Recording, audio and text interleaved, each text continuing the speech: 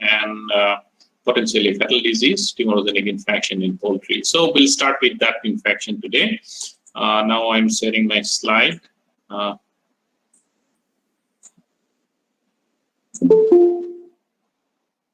Okay. Dear student, could you see my slide?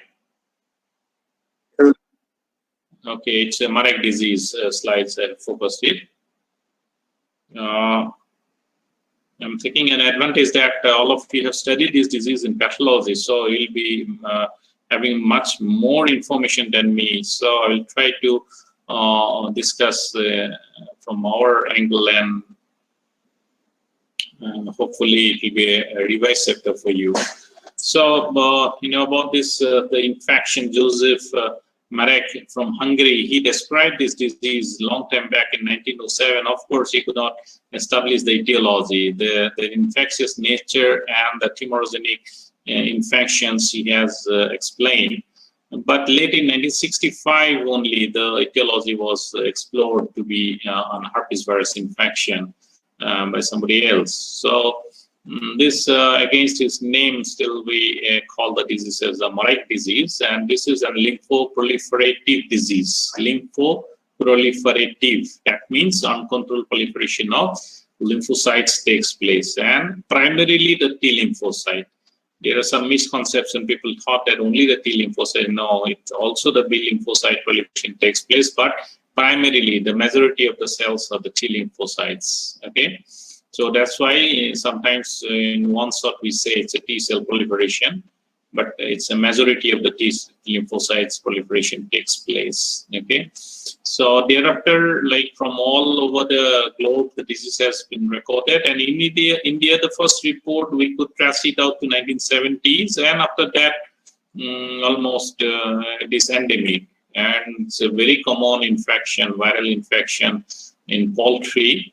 And this is one example of tumorigenic viral infections of poultry. And this is an oncovirus. So the causative organisms, a lot of reclassification takes place. Earlier, people thought this is a gamma herpes virus, as we know that gamma herpes viruses causes acute tumors, but later on was found to be an alpha herpes virus only, and that also the Galid alpha herpes virus 2. In our previous class, we talked about the infectious laryngotracheitis under the genus Ilto. There, that one is the Galid alpha herpes virus 1, and this one has been named as Galid alpha herpes virus 2. It's the causative organisms of Marek disease virus. In the genus is Mardi virus. So same to that of the duck plague, that is also a Mardi virus infection. However, the infectious laryngotracheitis has been classified as an Ilto virus. So subfamily alpha Herpesviridae, and this is a causative organism, and 3 different serotypes were identified. One more point is having some serological cross reactions with Pseudorabies and IVR. Of course, these animals are not suffering from infection. It's exclusively a disease of poultry. Okay, but some serological similarities were found. That's why at this point I mentioned it here. So 3 distinct serotypes were identified, where the serotype 1 is associated with the disease outbreak, and mostly they are highly pathogenic, and they are oncogenic strains. They carry an oncogene, viral oncogene called as MAC gene, V-oncogene. And under the influence of that particular genes, when they get integrated or present inside the host cells, the MAC gene product can cause dysregulations of the T lymphocytes and the B lymphocyte proliferation. So the serotype 2 are certain naturally occurring non-pathogenic strains of MDV. It has been found they're non-pathogenic and they're naturally occurring. People try to explore this as a vaccine candidate. Of course, a few areas it was used as a vaccine, necessarily occurring non-pathogenic strain. But the serotype 3 is considered to be an excellent vaccine candidate. This is another naturally occurring herpes virus of Turkey, HVT strain, herpes virus of Turkey, which are non-oncogenic. and they can give very good protection against the serotype 1 and are used for vaccine purposes. So HVT strain vaccines are very common throughout the globe for controlling the infection. However, even the attenuated forms of serotype 1 has also been used in certain areas for vaccine purpose. We'll come to that point at a later part. Okay. Now, if you see, it's domestic fowls are the natural host, and the birds of a lot of different figures. They're 2 to 5 months. Somebody says 4 to 8 months, or 4 to 12 months. These are the different age group of bird who are susceptible to these infections, and generally the outbreaks are seen at that particular age group. So younger as well as the older bird, they are also susceptible to infection. There are certain outbreaks recorded in old bird. I mean, more than 16 weeks old bird also the disease has been recorded. However, at the young age also the disease has been recorded. Mostly the 2 to 5 months old generally affected from this infection. So beside the fowls, even the quails are also susceptible, and this has been recorded in quail. These are the host of the Marek disease virus. So interestingly, this virus, the pure virus is very, very unstable. Pure virus in a sense that cell-free virus are very, very unstable. They cannot survive for long. However, the cell-associated virus, if the virus remains within the cells, they can survive for quite a long period. Even in case of the Marek disease, it has been seen that the virus are grown in the terminal stage of the disease in the feeder follicles, and through the dender, the small scale skin scabs that comes out from this feeder follicle, the small dender, they can harbor the virus, and the virus can remain active till 6-month period, even longer period has been recorded in certain study. So, and that helps in lateral transmission of the disease. So in the dender, the virus may remain active for a very long period, and that is a main concern of the presence of the virus in the environment. However, the cell-free virus, only the virus particle without any tissue association are very, very unstable. They cannot survive for long. These things we have seen in other herpesvirus infection also, and we say as close contact is needed, but this is another exceptional things, like up to 6 months, 6 weeks or longer, even more than that. Yeah, in dender, the virus can remain active and they become a source of infection. And the transmission is the horizontal transmission. So the vertical transmission has not been recorded in Marek disease infection. This is one of the striking points of difference with the avian leukosis. That is also a lymphoproliferative disease of poultry caused by the avian leukosis virus under this Retroviridae family. That's Adenovirus infection. So all the times we need to differentially diagnose with the avian leukosis and the Marek disease. So this Marek disease, they transmit horizontally, not vertically. Even experimentally it was tried, but it is found that there is no vertical transmission takes place. So the lateral transmission is important in disease spreading in the community. Okay. Now, if you go to the pathogenesis, then basically you find initially they replicate in I think this one slide, yeah. The virus replicates in the respiratory epithelium, and then the cell-associated viremia takes place. Basically, the macrophages, they carry it. By 6th day, you can see the distribution of the virus to different organs of the immune system: thymus, bursa, bone marrow, spleen, and then it causes lymphoproliferative condition in those, and the bird, they suffer from acute immunosuppression. So the uncontrolled proliferation, more particularly the T lymphocytes, uncontrolled proliferation takes place, and this proliferations is basically implies to the presence of MAC gene, MAQ, MAC gene, which actually coded for a protein, which is a leucine zipper group of protein. That not much important for us. What we understand is that that particular MAC gene product or the proteins can causes uncontrolled proliferation of cells. They target the cell cycle control mechanisms. As a result, the cells will undergo uncontrolled proliferations. And then we could see at that time a lot of lymphoblastoid cells in blood as well as in the organs. And then organs at that particular stage, we could see some visible tumors formation in the internal organs and the spleens, and we could see in the liver and even the bursa, all this organ, we could see this condition.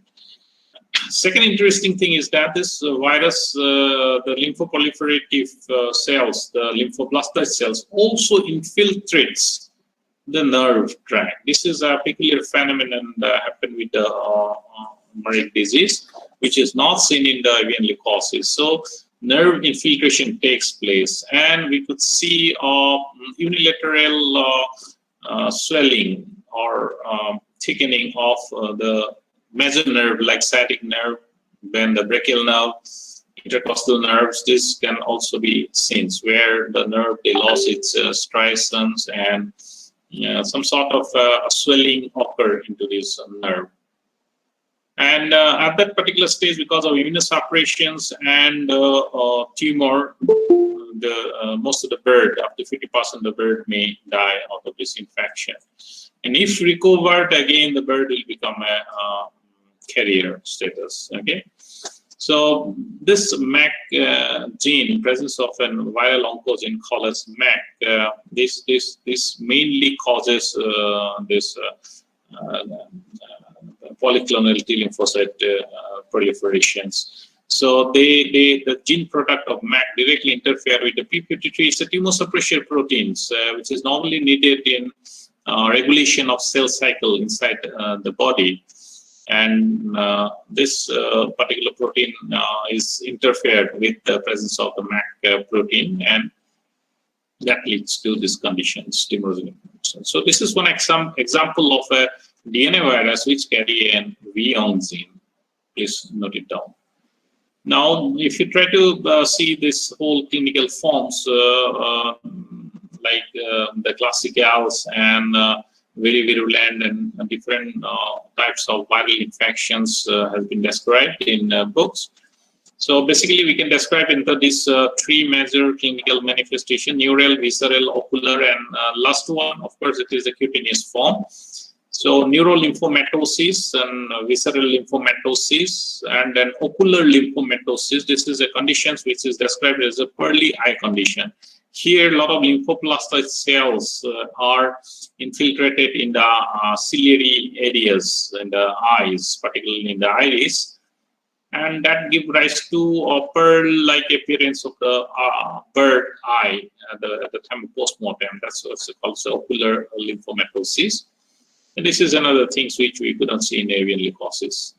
So neural and visceral, this is the most severe conditions where the nerve infiltration leads to a typical paralysis conditions of the wings and legs. And bird, they appear a very typical posture, one leg extend forward and one leg back behind, okay, backside.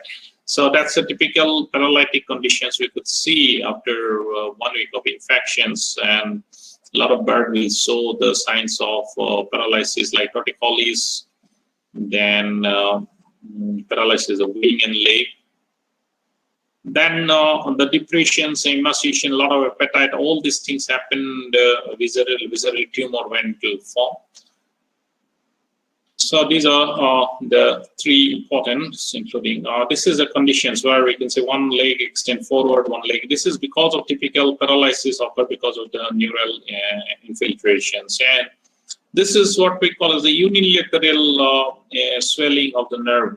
This is an sciatic nerve, And this is an pearly eye conditions somebody has described because of infiltration of lymphoblastic cells in the iris area, this iris area. This is a very clear picture of showing this particular side. Now I try to explore it, why it is so. No textbooks can give a proper idea why it happened unilateral. But in everywhere it is written, it is because it causes unilateral infiltration, one side only. We could see here also, you can see this side, the swelling of the nerve tract, sciatic nerve takes place, other side not. So this swelling and striatum is lost, some sort of edematous swelling you could see. And if you take a histosection, we can see a lot of lymphoblastic cells infiltrated in this nerve tract. And that leads to the development of paralysis.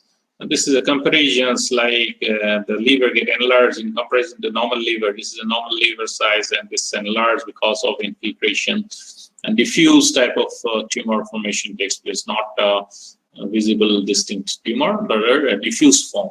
This may happen. The spleen also, it may leads to a very large size in comparison to normal spleen. So these are some of the conditions, and the histosection very clearly you can see this lymphoblastic cell infiltration. The cutaneous forms where the nodules, cutaneous nodules are formed, and at the final stage, as I said, that the viruses are grown at large amount in these feeder follicles, and through the dander they are excreted, and that is the main mode of transmission. No doubt, the virus also excreted through feces and nasal secretions, but dander plays an important role as the virus in the dander can remain active for a quite long period. And so the histosection showing some immature lymphocytes infiltration of different size. That's the different clinical manifestation and pathogenesis of Marek disease. Now coming to the diagnosis. So clinical signs and symptoms, no doubt it is a very specific one. However, it is totally confuses with the avian leukosis. Of course, there are certain differentiating features that we'll be discussing in the next slide. So we need to get some idea about from the clinical signs and symptoms and the bird is and the typical symptoms of paralysis. However, confirmatory diagnosis, we have to collect the samples for confirmation of the disease, and these are the different samples that we can collect. Feeder follicle is an important samples that where large amount of viruses are found, may be used for even molecular detections and DNA extractions, or even for isolations of virus from the feeder follicle, or even simply to perform an agasol precipitation test. We can collect this feeder follicle as a source of virus. So there is a techniques which basically FAT or immunoperoxidase test is performed to detect tumor-specific antigens which are expressed on the surface of these lymphoblastic cells. It's called as the MAT assay, Marek's disease tumor-associated surface antigen. So this, even in the impression smear or from the Buffy coat, we can perform the fluorescent antibody test and detect those tumorogenic viruses which express this MAC protein on its surface can be detected. This is a test specific for detection of the Marek disease by rapid staining method.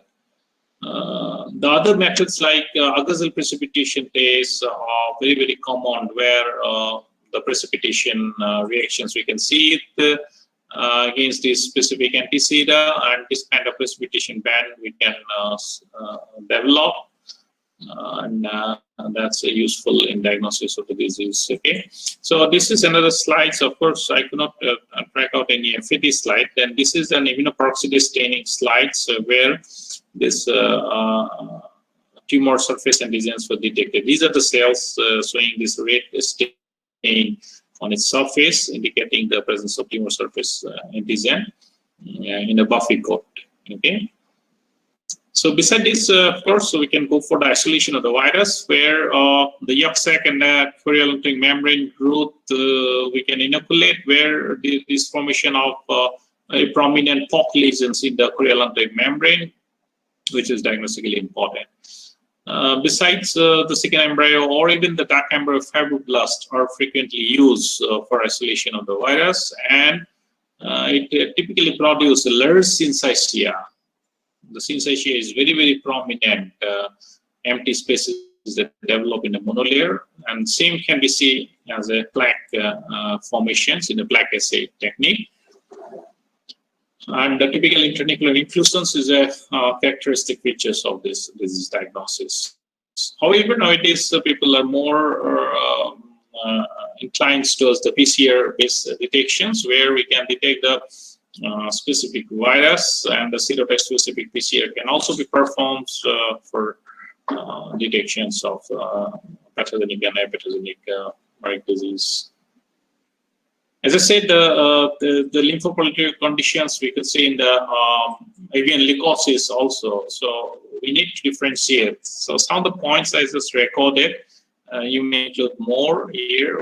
This Marek disease, the DNA virus, herpes virus, alpha herpes virus, and then the avian leukosis is an RNA virus, the retroviride, alpha retrovirus infections in poultry.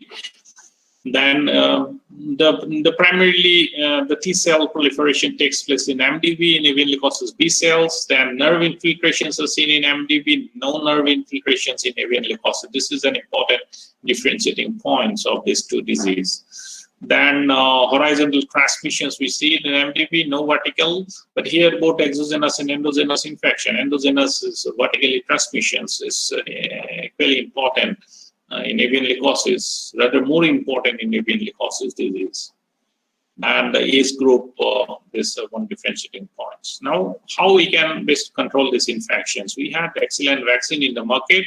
So using even the HVT strain, herpes virus of Turkey, it's a naturally available strain of herpes virus which can give protection against the Galit alpha herpes virus 1.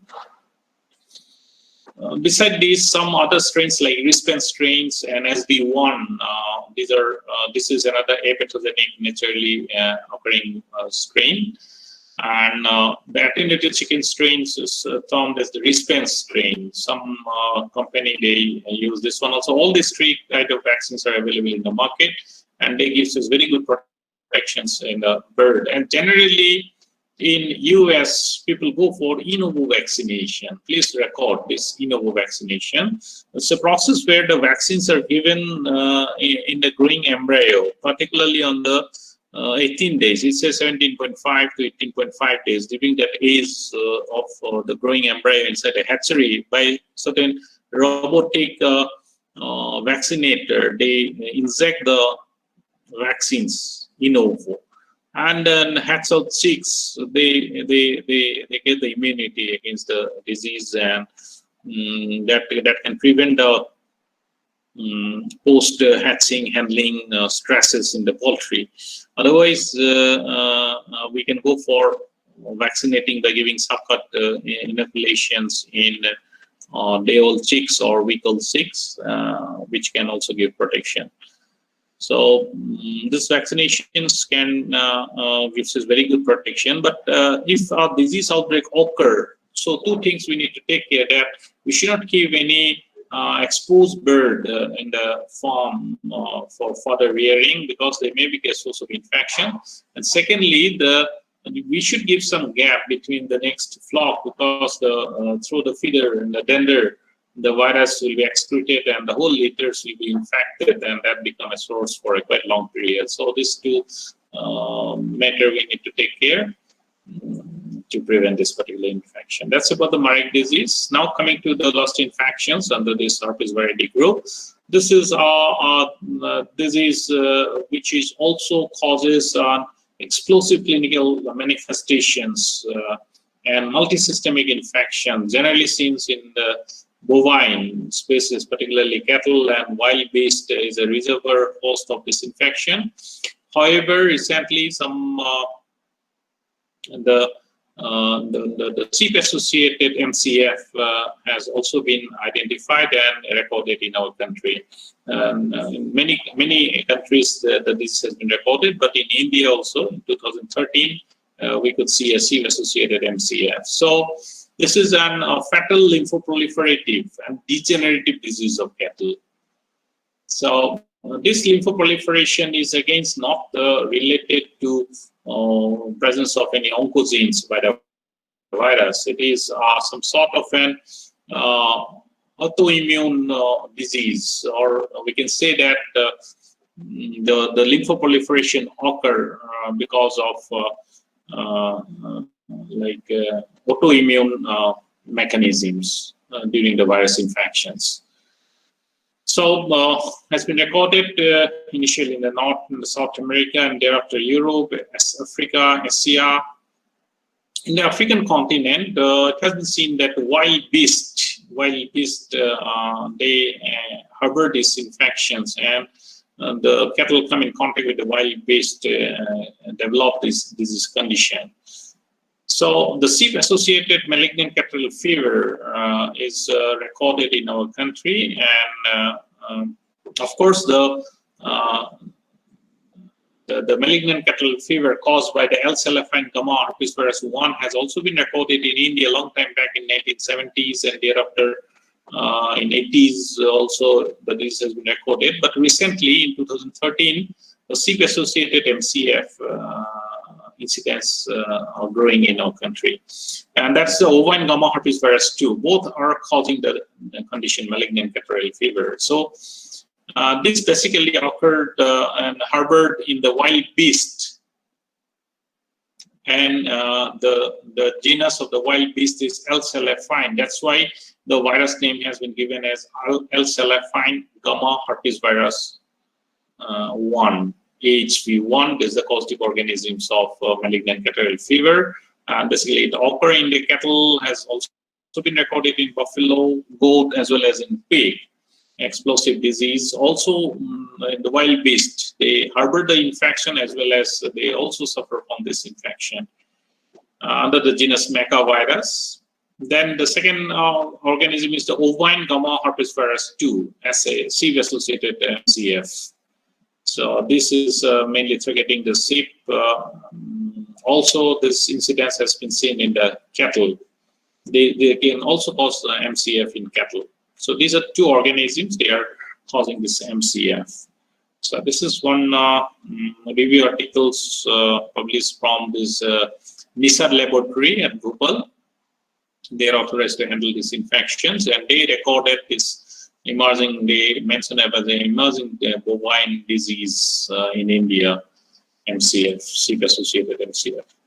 So as I said, the wild beast, the natural host, the reservoir, and they may harbor the infection, they may shed the virus through nasal secretions, and even the close contact animal through mosquitoes, the disease transmission may take place. It's quite interesting that this particular virus is a highly cell-associated virus. As a result, the domestic cattle, rarely they excrete the virus, and that virus causes transmission. The transmissions in domestic animals is basically through these thick spaces, mosquitoes, they can transmit from one animal to other. Otherwise, rarely it causes through cell-free virus. Cell-free viruses are very unstable. So cattle, sheep, goat, pigs, buffaloes, they are susceptible, and this is a picture of wild beast who act as an reservoir, as well as they also suffer from this infection.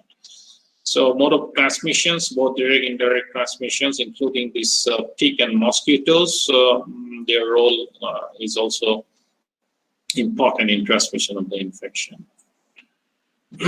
Now, if you go to the pathogenesis, the virus, they basically propagate in the blood cells, particularly the WBC, and because of these tropisms, again, it is difficult to grow the virus in the laboratory, although some trials were done with varieties of cell culture, but it's really difficult to grow the virus.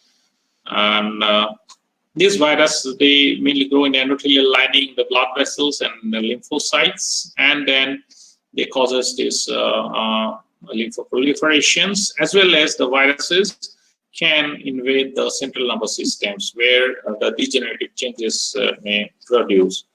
So this whole pathology is considered to be the immunopathological condition. Type 3 and 4 hypersensitivity plays a role in causing this autoimmune lymphoproliferative condition. So the disease in 4 different clinical forms, peracute, head and eye form, intestinal and mild forms are seen. And the case fatality may reach up to 100%. That is why it is a matter of concern. Large scale death are seen in animals. However, different virulent viruses are in circulation. So highly virulent viruses can cause a mortality up to 100%. So the peracute and head and eye form, intestinal form, the mild form. So all these systems are affected. So in the mucosal epithelium may slough off, and severe acute respiratory distresses are seen in animal. So one of the aspects is the corneal opacity. This is because of these type 3 hypersensitivity reactions that occur that causes the this kind of corneal opacity, and lacrimations are seen. Catarrhal lacrimations are seen in the animal. The lymphoblastic cells are proliferating in different, and this is one pictures of urinary bladder where a lot of cell infiltrations lead to thickening of the urinary bladder wall, and the hemorrhages can be seen. So hemorrhages are also seen in the intestine. Then all the different forms where the skin lesions and the hoof and horn lesions may produce. So what we can say, that all the systems are affected because of these infections, and that leads to high mortality in animals. Now, coming to laboratory diagnosis, having some confusions with this infection. Already we discussed bovine viral diarrhea virus infection, VBDV, infectious bovine rhinotracheitis. There are also these respiratory signs and symptoms are produced. So we need to go for laboratory confirmations using the specific diagnostic test like FAT and ELISA are recommended, and some types specific ELISAs are available which can detect the virus. However, in all literature, they says that the PCR-based detection is more appropriate because this ELISA test sometimes cannot differentiate the CYP-associated MCF and L-cellophane alpha herpes virus 1 infection, cannot differentiate it. So PCR-based test is a more appropriate test where we can detect it, whether it is a bovine or L-cellophane herpes virus infections. So that's the diagnostic aspect. As I said, that is very difficult to propagate the virus, so isolation is not very suggestive. However, certain literature say that in peripheral blood monocyte culture, particularly from susceptible or the infected animal, the PBMC cells can be propagated, and there we could see some cytolytic effect.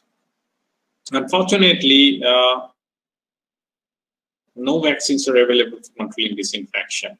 So they cannot give the protections. It was tried inactivated vaccines, but they cannot confer protection. And the presence of a wildlife reservoir and the varieties of species are affected. These are the reasons why we do not have vaccines for controlling this infection.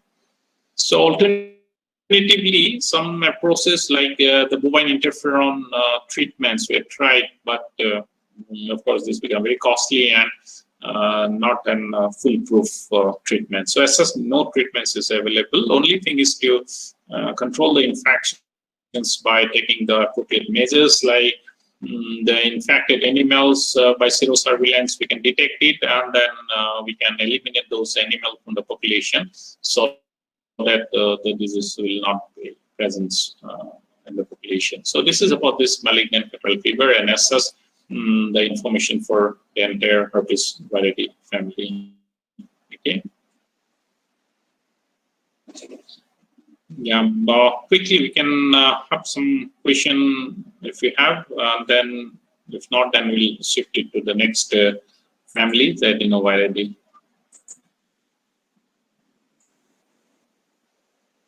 Two students. Yes, anyone? You want to ask some question about this whole Herpesviridae family, or maybe the previous chapter, anything? If you had any doubt or any query, please put the questions and try to clarify those doubts. You know, these days for the final year student, most of our teachers are conducting some training for preparation of JRF examination. What basically they are doing is the same things what daily classes we are discussing. Only you need to record the important points, and then this information only you need to prepare. So at this time itself, if you prepared your whole questionnaires and important informations, then it will be helpful near future when you will appear for this kind of examination. Yeah, anyone want to ask any questions? Hope that no one is sleeping. Cheer? No, sir. You're not sleeping. That's very good. I'm happy that you're not sleeping. No, so you should interact. At least should say some things. First year students, they are interacting like anything our teachers are telling. As you become second year and third year, no, you don't try to interact. So coming to the next family, Adenoviridae family is another very important DNA virus. And you know, in the most of you have taken this Covishield vaccine, then this is an adenovirus vectored vaccine. So we'll try to know about this particular group of virus characteristics. And because of certain benefits, this virus has been selected for development of some certain vectored vaccines, as in the case of this Covishield vaccines in present context. So this Adenoviridae, it's in the family, and meaning is adenos. Adenos means gland. So initially, when in 1953, this groups, these adenoviruses were identified. They were identified and isolated from certain glandular organ.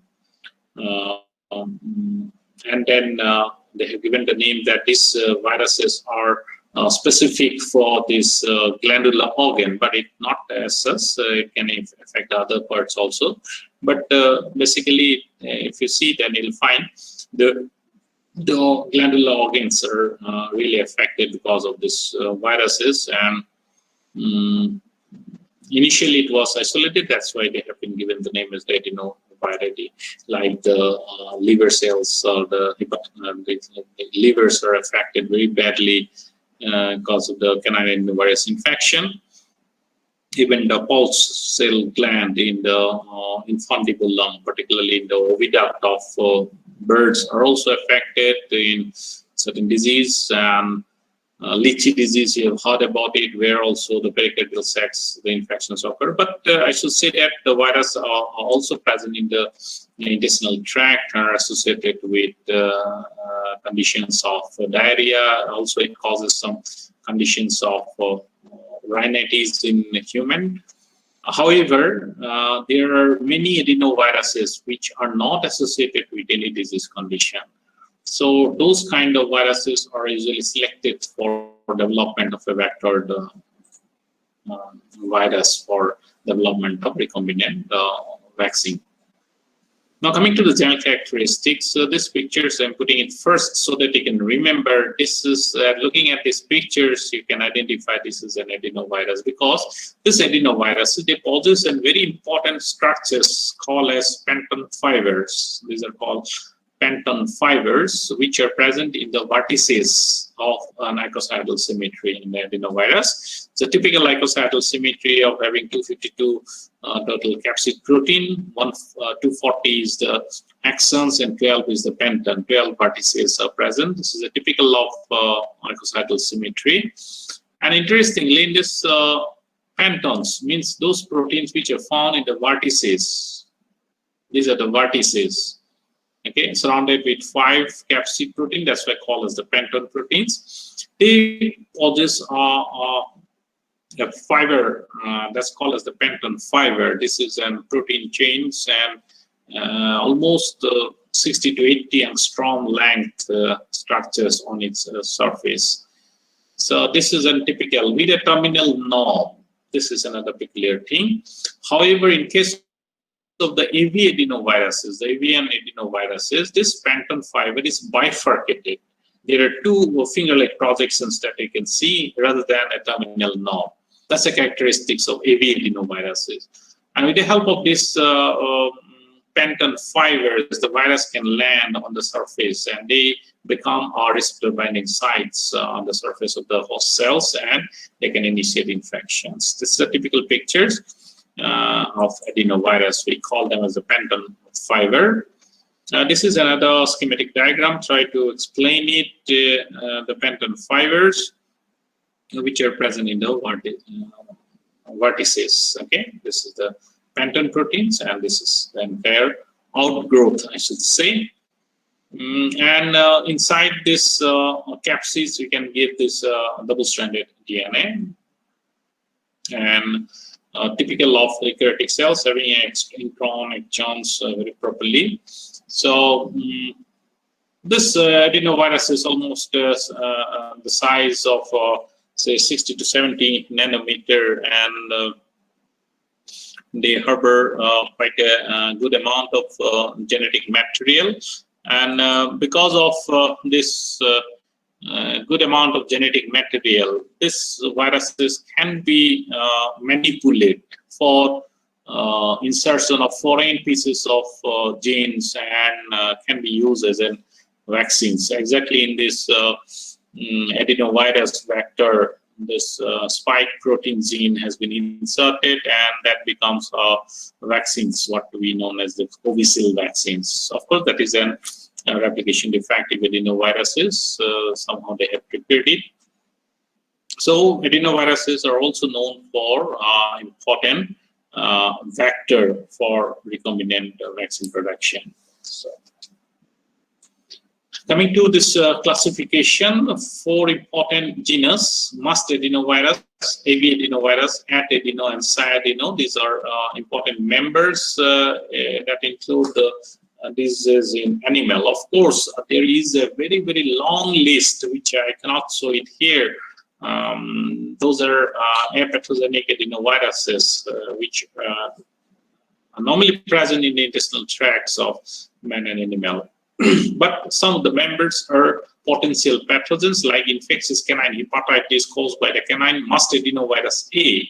This is a fatal disease in canine as well as in wild canine species, okay, domestic as well as in the wild canine. Causes this very severe fatal disease, causes infectious canine hepatitis infections. We are going to discuss about it. So of course, we're not going to talk about it. And AV adenovirus, we'll discuss about this inclusion body hepatitis infections, and then at adeno, we are going to discuss about an egg drop syndrome virus, EDS-70. This is a very interesting group of virus. Basically, it is a duck virus. Later on, it has adapted to domestic chicken, and then it's causing some disease called as the EDS-76 disease in poultry.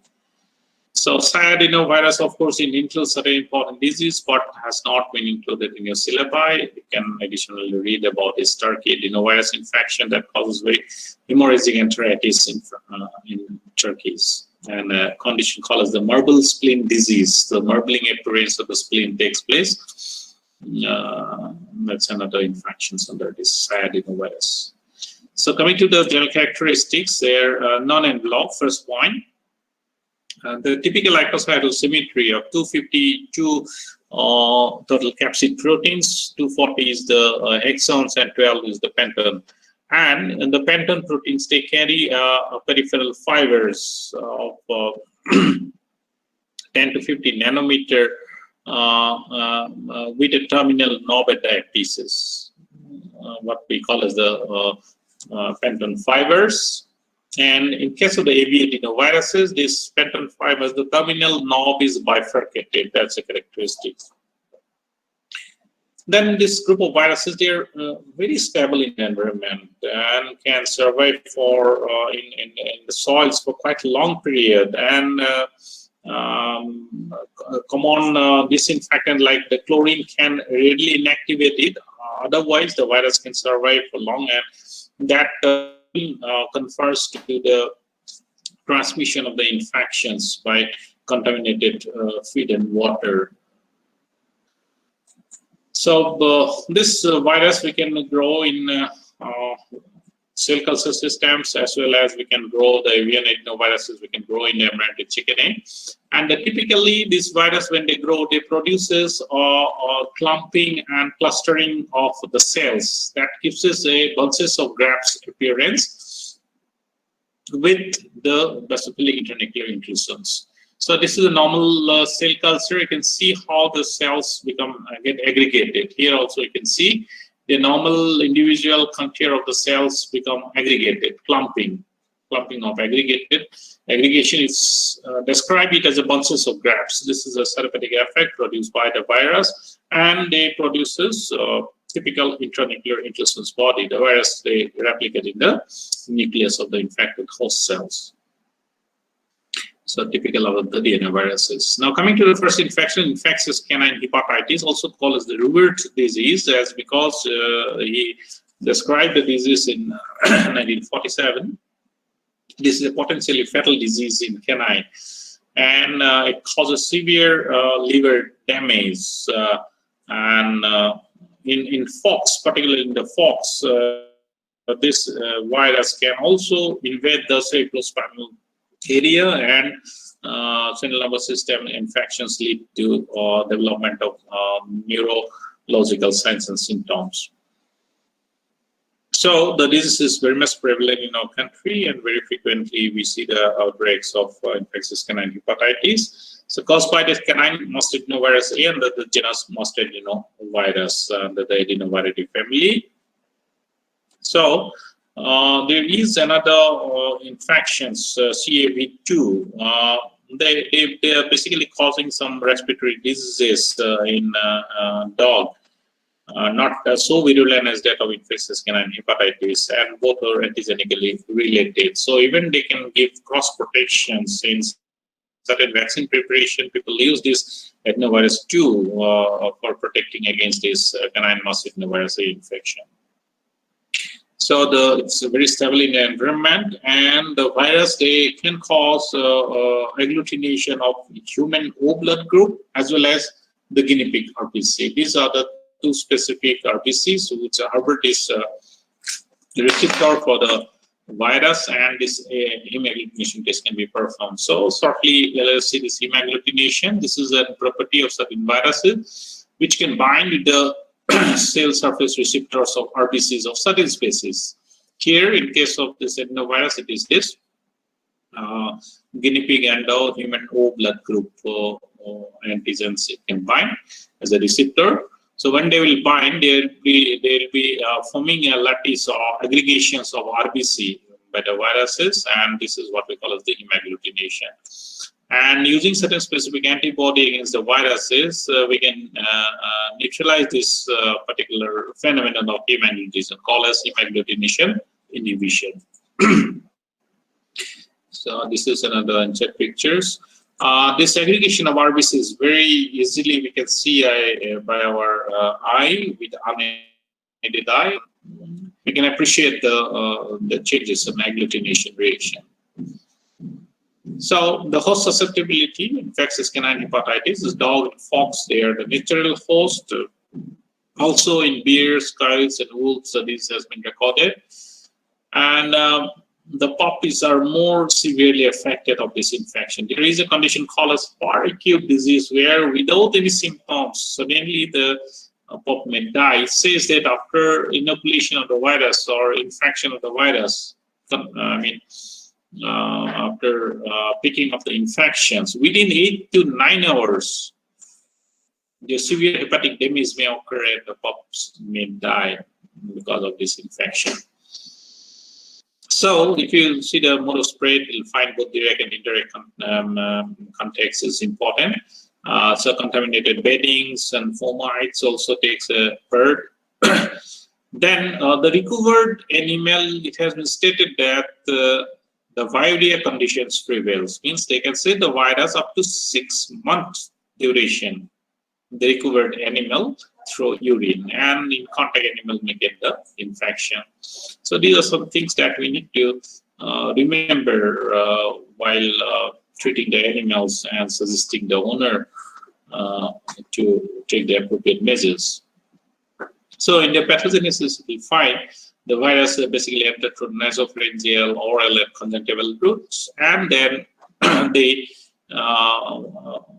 lodged to the tonsillar crypts and paraspaces, and the viremia starts. Okay, so the phase of the viremia, they infect the different organs, the lungs, kidneys, and particularly in the liver, they cause a severe hepatic necrosis.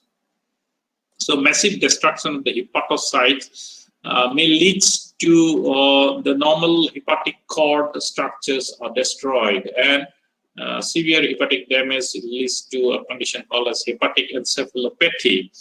So insufficiency, hepatic insufficiency lead to the encephalopathic conditions, and the sudden death may occur in paracrine conditions. And those liver cells, we can see this intranuclear influence, which is diagnostically important. Then there is a condition called blue eye conditions, will come a little bit later. Okay, this is a blue eye condition. This is a picture showing the prominent intranuclear inclusions. So the clinical features are peracute, acute, and mild disease characterized by mild conjunctivitis and some serious distress from the eyes. However, in peracute and acute large-scale mortality, we could see it, it's a potentially fatal condition. And the acute phase, because of the hepatic damage, the animal, they exhibit the signs of jaundice and pale mucous membrane. Then the bleeding, clotting factors problems because of the hepatic damage will lead to bleeding around the deciduous teeth and abdominal pain, particularly those animals, the adult animals, we can see this kind of disease. In pups, generally the sudden death occur because of the peracute disease and severe hepatic damages. This is an ectotic condition, a jaundice they develop because of hepatic damage. And these two pictures, you can see this is the pearly eye condition, pearl eye condition, or blue eye condition. There are several diseases where we could see even this condition also occur in the pig, where the blue eye disease is because of rubella virus infection in pig. But here, this is quite interesting. This is an transient period, usually seen in convalescent period once the animal gets recovered from the infections, and even after vaccinations. This is an important point you need to record it. Even after vaccinations, after giving vaccination, 1 week after the vaccinations, the owner will bring the pet and say that it cannot see, after vaccination. So this is a normal phenomenon that occur, and this is because of the type 3 hypersensitivity reaction, where in the recovered animal, as well as after vaccinations, we could see this condition, blue eye condition. And here the immune complex deposition in the ciliary area, particularly in the blood supply to the cornea. Those small capillaries, when this immune complex get deposited, there is no exchange of fluid takes place through those small capillaries. As a result, the cloudy appearance of takes place in the cornea. It's called as the corneal edema, and this condition is called as the blue eye condition. And this is absolutely like the animal recovers after a few days. It's a type 3 hypersensitivity reaction we've seen after vaccination as well as in the convalescent stage of the disease. So this is for a transient period. It happened. We should not much worried for that condition. So automatically it will remove. Okay. So the infected, the recovered dog, as I said, they may shed the virus up to 6 months and become a source of infection. So this canine must adenovirus A infection in fox is, again, this is the CNS infections, and that leads to some rabies-like conditions exhibited by the foxes, and then the mortality is very high in foxes. However, in the domestic dog, the neurological forms are not the same. And hepatic encephalopathy is a different conditions. This is because of the hepatic insufficiency. Now, coming to diagnosis, a lot of diagnostic tests are available. Rapid lateral flow assay based on ELISA tests are also available. We can go for antigen antibody detection methods. We can isolate the virus very well in the cell cultures like MDCK cell line, menindermic canine kidneys, where this graft-like clusteration of the cells we can demonstrate, and we can isolate the virus very easily. However, for rapid detections, the PCR-based detections are more preferred. At the same time, test we can do it from the Buffy code. This way, the infected cells can be stained, and fluorescent activity we can see in the infected cells only. This is a slice of FAT from the Buffy code. So that way, it is quite quick and reliable method for detection. However, we need those fluorescent microscopes and other facilities and the specific antibodies and conjugate for performing the test. So by PCR-based method, very easily and very quickly, within few hours, we can give the confirmatory diagnosis. The presence of the virus can be detected. So we had good effective vaccines in the market. Both attenuated and inactivated vaccine strains are used for vaccination. There are certain, this is one Vanguard, I think, brand. I am just displaying it here. Just to make you understand that this kind of multiple component vaccines are frequently used for controlling diseases in canine. One-shot vaccines having a lot of diseases like canine distemper, adenovirus type 2, parainfluenza, parvo, then leptospira, bacterial as in Canicola, Gripotyphosa, Icteria, hemorrhagic bovina. These are bacterians, and these are the live virus in a mixture. So 1, 2, 3, 4, 5, 6, 7, 8 different single-shot vaccines available in the market. So this is another Megavax 7s where all this disease as in, where this CAV1 now it is earlier it was called as canine adenovirus 1. Now it's canine must adenovirus A is the name. And the inactivated forms are incorporated into these vaccines and can give protection. So this vaccinations, the other measures like decontamination, which may shed the virus up to a long period, is important in controlling this infection. So thank you very much. Today I'll be stopping at this point. So in next class we'll start with other adenoviruses tomorrow afternoon class. However, this disease in fox is a severe kind of nervine signs and symptoms are produces where the viruses they go and propagate in the nervine tissue. Whereas in infectious canine hepatitis, we could not see any nervine involvement. The encephalitis that produces is because of the hepatic damage in dog. Okay. So this is the type of blue eye conditions, and then gradually we talk about the diagnosis of the disease. And this is a fluorescent antibody test stain slides where the infected cells can be detected. So that is why the FAT is always considered to be an important test in viral disease diagnosis. We can localize the cells where the viruses are present with the help of the fluorescent microscopes and FAT staining. Then we talk about these vaccines, which contain this canine adenovirus 1 and 2. It's earlier, these are the different genotypes under this must adenovirus, canine must adenovirus A. That's the organisms. Now we'll go for disease in poultry. It's called as inclusion body hepatitis. Of course, this disease is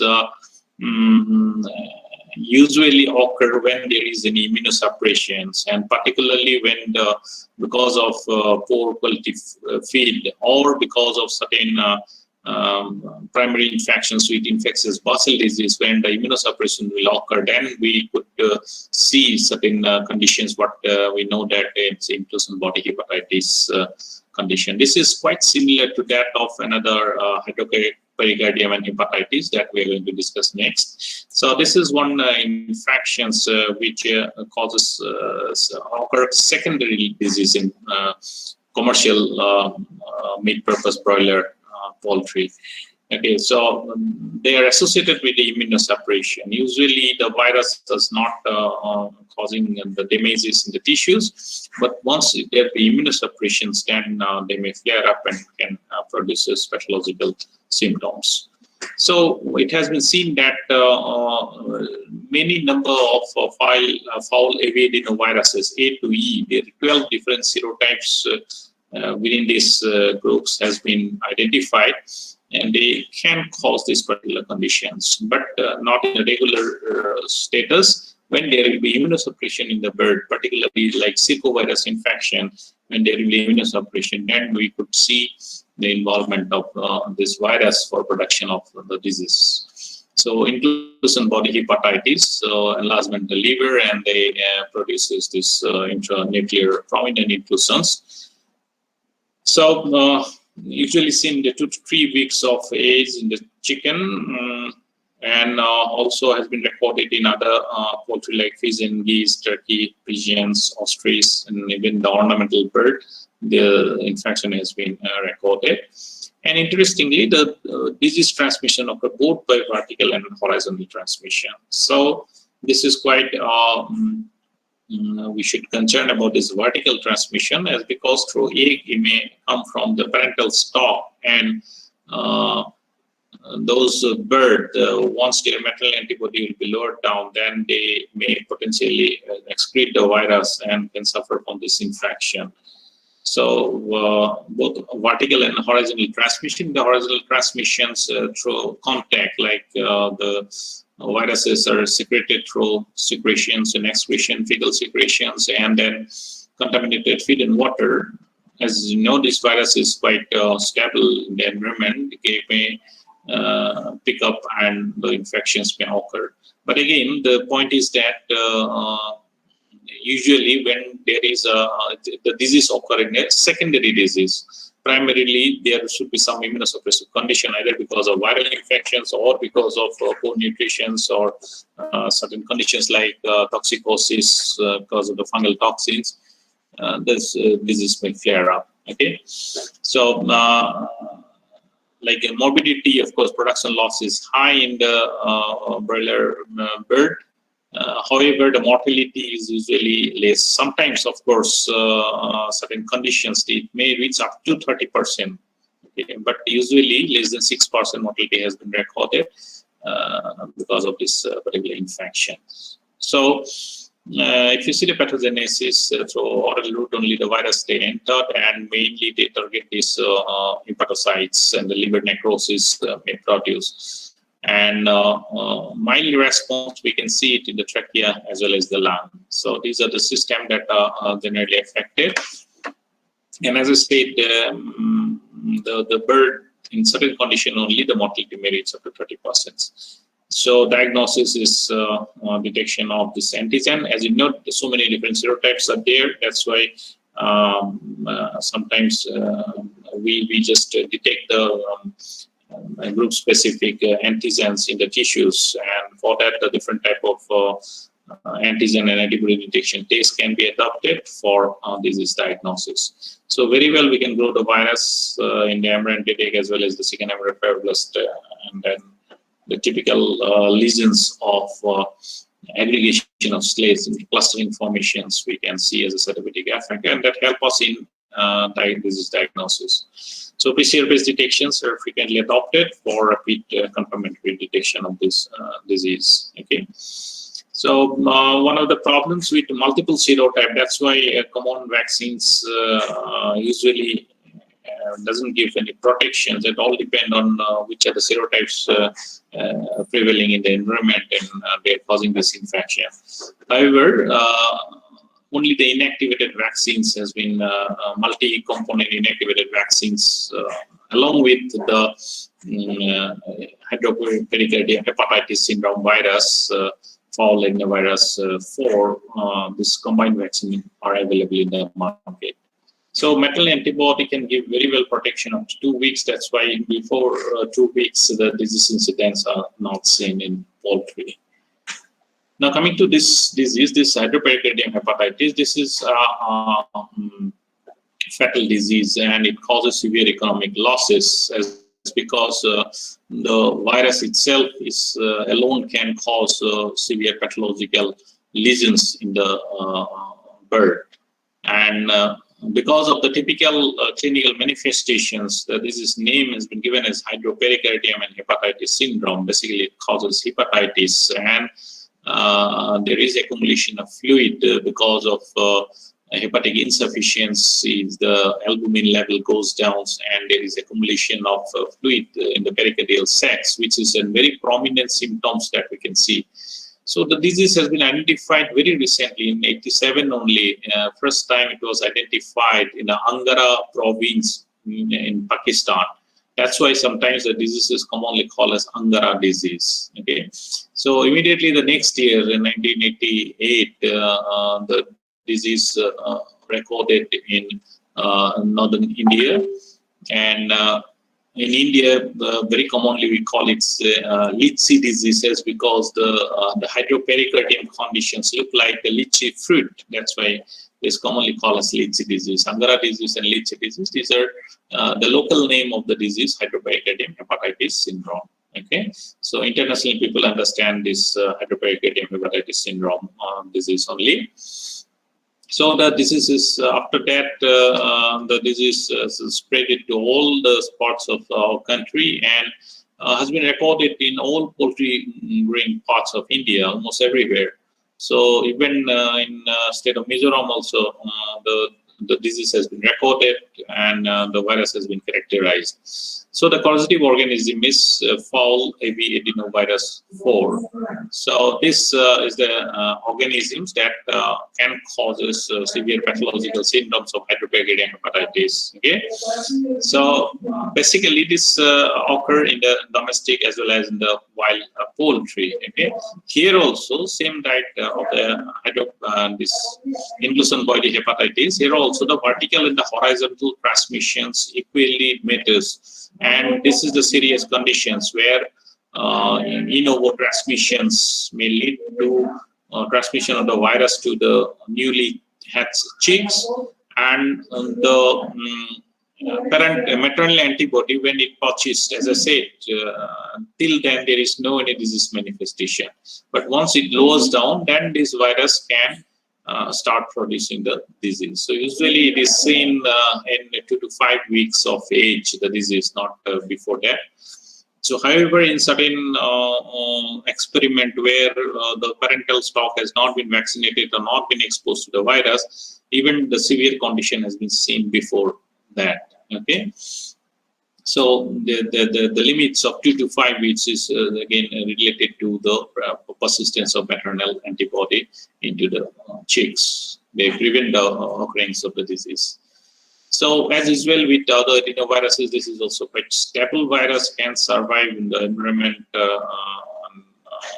under all these different conditions. Certain study even reveal 100 degrees centigrade, means boiling water temperature also at least can withstand to some extent. Okay, so and a pH range of 3 to 10, so acidic and alkaline conditions it can survive. Okay.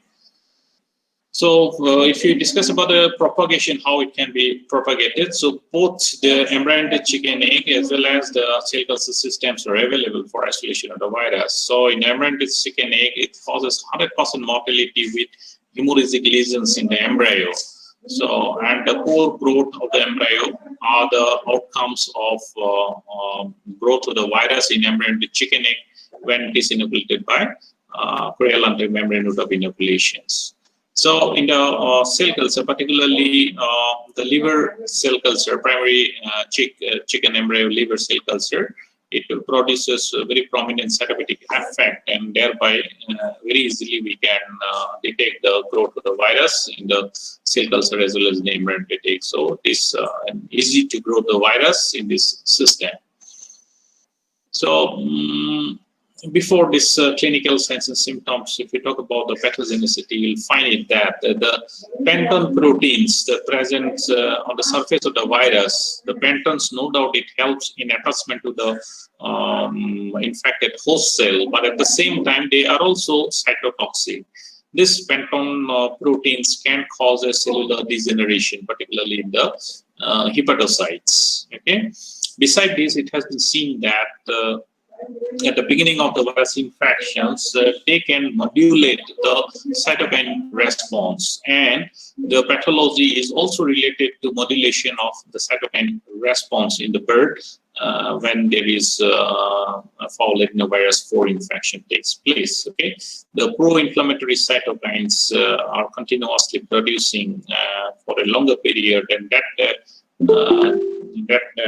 can cause, and that is initiating this hepatic damage into the poultry. So the virus itself had the potential to produce these damages inside the host. So both virus factor as well as the host factors equally contributes for production of the disease. Then the clinical signs and symptoms, if you see, then you'll find there will be the prominent pericardial effusions, and a lot of fluid accumulation takes place surrounding the heart. This is the pericardial effusions, and since it's look like the lychee fruit, that's why it's called as the lychee disease. Okay, and this is because of this severe hepatic insufficiency that produced by the primary virus infection in the hepatocytes. So the mortality rate may extend up to 80%, 20 to 80% is the range, and this is very important in terms of the commercial poultry production, and in terms of the death of the bird. So at the postmortems, when this kind of lesions can be seen, so one of the frequent finding is the intranuclear eosinophilic inclusions body. Very prominent inclusions in the hepatocytes can be demonstrated, which is diagnostically important. Right. So the decrease of albumin and increased total globulin, this is a phenomenon seen, and because of which this fluid accumulations can be seen very prominently. Even it has been seen that the viral protein can also cause damages to the myocardiums in the infected bird, and that leads to the high mortality in the bird. Now coming to the diagnosis of this particular disease, the clinical signs and symptoms, particularly the postmortem symptoms, are very, very prominent, and this lychee disease conditions gives us a lot of information about the disease. However, confirmatory diagnosis is always based on isolations and identification of the virus as well as the virus-specific antibody using the specific immunological test. So the different clinical materials, the most suitable will be the liver samples and the spleens that we can collect it at the time of postmortem, and the same can be processed for histopathological staining by hematoxylin and eosins, and the intranuclear inclusions can be demonstrated. Okay. So at the same time, this virus, both the systems, as I said, we can use it for propagations, and looking at these changes, we can detect the growth of the virus in the laboratory conditions, and by using certain very simple tests like double immunodiffusion test, we can detect the presence of the virus in the clinical sample. So same test can be used even for the antibody detections. However, in the endemic area, this point only, as I mentioned, and where the vaccination is practiced, this antibody-based detections is not much relevant. So antigen detection test, including the fluorescent antibody test, are frequently used, and the counter-immune electrophoresis, where we can get the double immunodiffusion test results through the CIEP and a very faster rate within 1 to 2 hours. So this kind of tests are available for detection of the virus in the clinical specimen. Then obviously the PCR-based detections of serotype-specific PCR we can apply to detect the adenovirus 4 in those clinical specimens. So very rapidly we can detect the presence of the virus in the clinical specimen. So these are the approach how we diagnose the disease. So for control, prevention and control of the disease, it's the inactivated vaccines are available. So no attenuated vaccines till now has been developed, and this inactivated vaccines are suitably mixed up with a certain adjuvant. As you know, like inactivated vaccines cannot stimulate the immune system optimally. So the adjuvants are used, and that is in combinations, particularly inclusion body hepatitis and Hydropericardium syndromes. The virus has been used together as a vaccines, and these vaccines can elicit the immune response and can give protection against the disease. However, we must remember that the metal antibody is transferred through egg and purchased in the newly hatched 6 up to 2 weeks of age. So usually after that age, this vaccination is recommended. So that's about this inclusion body hepatitis and Hydropericardium and hepatitis syndromes. Now coming to another infections under this Adenoviridae family is called as the EDS 76, egg drop syndrome 76. This is a classical example. This is basically this particular virus was harbored in duck species. Even recently, they have again renamed it as a duck adenovirus A. So in between the ICTV, they given it as egg drop syndrome 76 virus, but again they have reclassified as because it has been seen that the original virus, it was a duck virus, and through certain cell culture contamination, the virus has adapted in poultry, particularly the Marek disease vaccine contamination. This virus has been adapted to poultry, and then they start producing some pathological lesions in the poultry, and now we know it as an EDS disease, egg drop syndrome. Okay, so name itself indicates this. The virus is basically interfering with the formation of quality cell eggs. So cell-less egg or soft cell egg laid by apparently healthy chicken is a characteristic feature of this particular infection. And the disease has the worldwide distributions, and in India, the disease is very much prevalent. So this causative organisms, earlier as I said that it is known as the egg drop syndrome 76, now it is renamed as duck adenovirus A. Right? So genus is Adenovirus. So certain strains which are used for vaccine productions like 127 BC14 and D61. These are some of the strains, characterized strains of this particular virus, which are used for production of vaccines.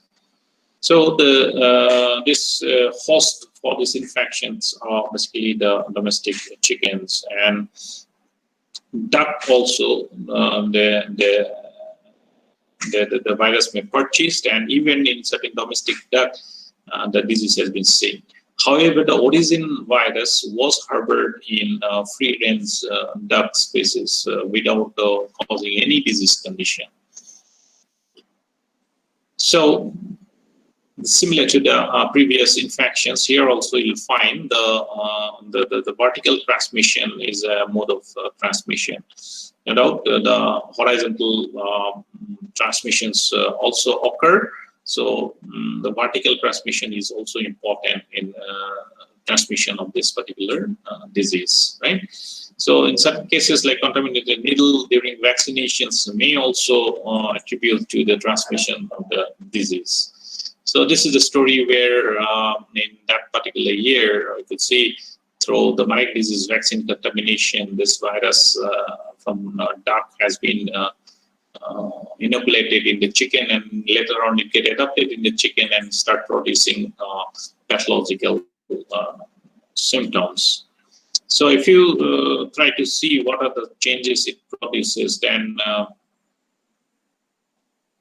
you'll find it that the pulse cell gland or the oviduct are basically affected. The epithelial cells, the virus grow and multiply, and from these columnar cells, they become flattened, and they are unable to deposit the yolk material, albumins, and other egg cell formation.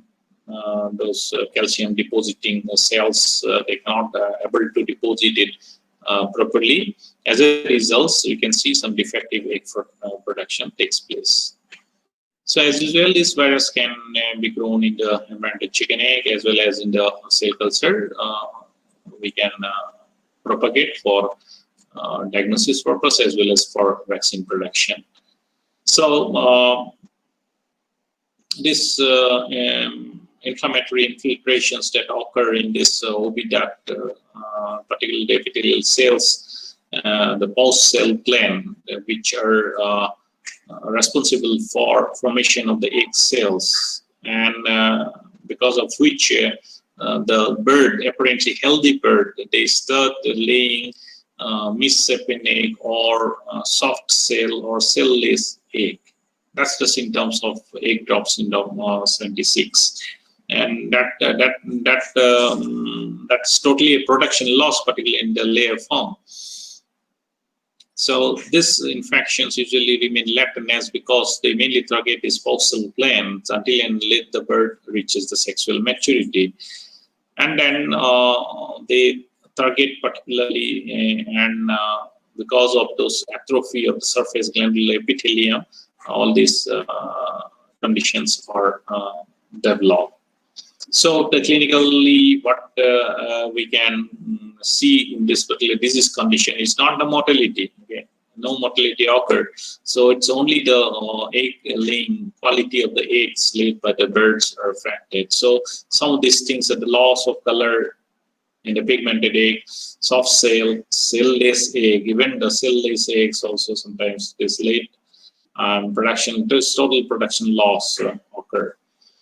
So something like rough sandpaper-like texture of the egg cells. Of course, this also we see it in infectious bronchitis conditions, where we discuss the similar kind of damages in the egg. So these are some of the things that positive for this particular infection, EDS 76. Now coming to the diagnosis, so clinical sense of symptoms. Clinical means clinically the bird healthy. They do not show any clinical symptoms. However, we can get the idea from those defective eggs laid by the bird, and that gives us some clues about the prevalence of this particular infection in the flock. So for laboratory confirmatory diagnosis, we can collect the clinical materials, antibody detection, we can collect the serum, the blood, and the oviduct lesions are mostly targeted, and the clinical swabs also we can collect it for detection of the virus, as because the viruses are excluded. And then using the different techniques, the hemagglutination and inhibitions, both tests we can perform it for detection of antigen and antibody, and the other regular tests, including this ELISA, are frequently performed for confirmatory detection. Okay. So these degenerative changes in epithelial cells can also be demonstrated by histopathological examinations, and at the same time, the virus isolations, we can do it both in the cell culture as well as in the embryonic chicken egg. So from this, we can confirmably identify the causative organisms, and finally, the PCR-based approach gives us the final confirmation.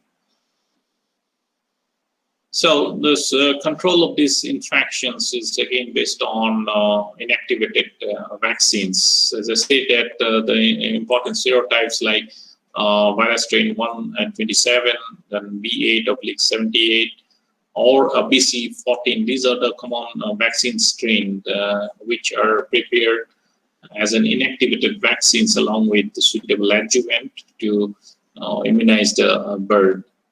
Particularly the layer birds are targeted, and it gives us very good protections. However, when any disease which are transmitted through vertically, so definitely we need to make sure the parental flock and they should be properly vaccinated, and only then we can prevent the incidence of the disease in the farm. Okay. For this lateral transmissions, of course, the farm premises that care we need to take it using suitable disinfectant like chlorinated water, as because out of all the disinfectant has been seen, they are readily inactivated by the chlorinated water. The common bleaching powder is sufficient to cause inactivation of this group of viruses. So these are some of the measures that we can adopt it for controlling those infections. Okay. So these are the different infections under this Adenoviridae family that are associated with this pathological condition. So try to recollect all this information, try to know the structures and the special features like the penton fibers with terminal knob, which is bifurcated in case of AV adenoviruses. So this information is collected. As I said, that this particular virus are frequently used for experimental vectors for gene therapy and gene delivery in different fields of cancer therapy, as well as the production of vaccines. As the recent example is the classical example where this spike proteins has been incorporated to an adenovirus, and that has been propagated at large in human cells and are used as a vaccines. So that recombinant vaccines are administered for giving the protection. So some of the more information you can just download it, and please do read about this group of virus and their important infections in animal and poultry. Okay. Then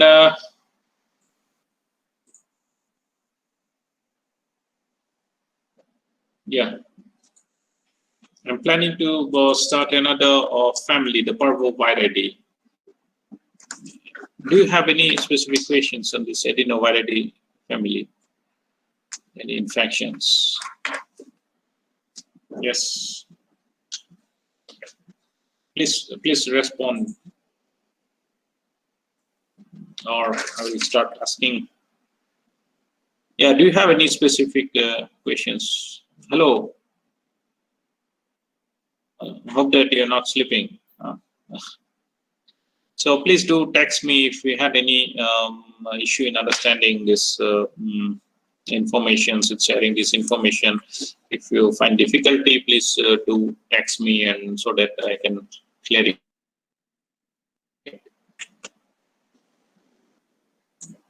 Should I continue?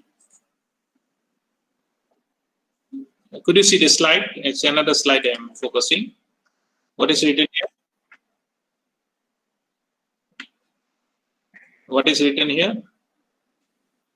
Okay, Parvoviridae, and this is another DNA virus. So, two important infections we are going to discuss. In fact, there is another disease also. We'll try to cover it. So, this is another group of DNA virus, non-enveloped DNA virus, and they were identified. They are found to be very small virus.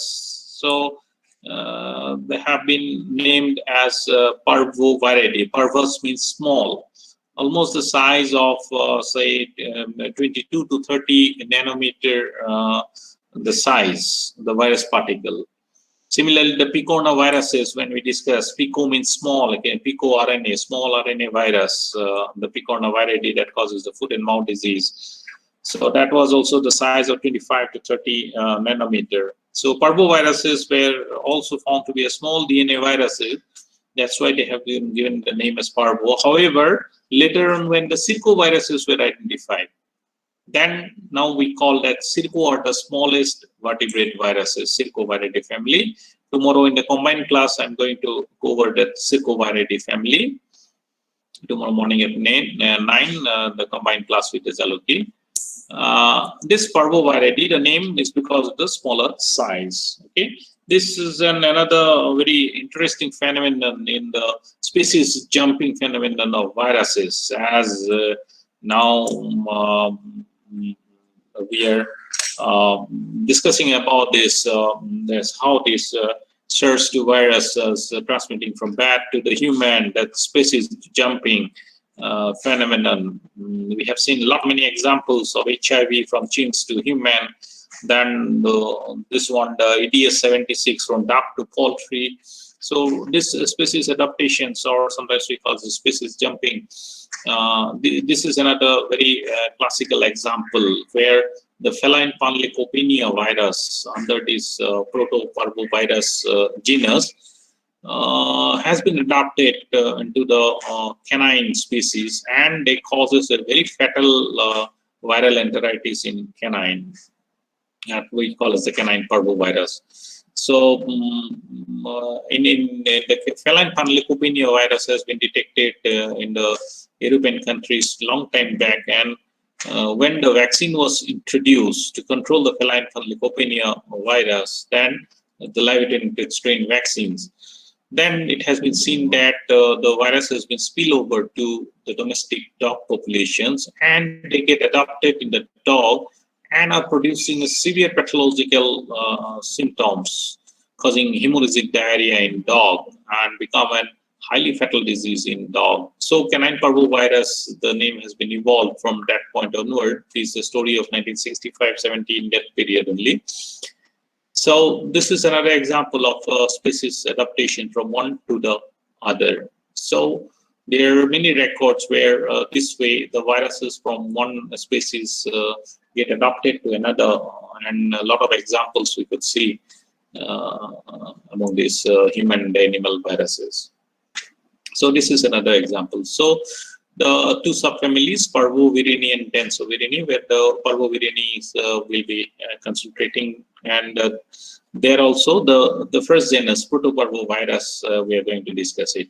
Although there are so many other agents, we could see it here, but we'll be discussing to the Protoparvovirus, which include two important genotypes.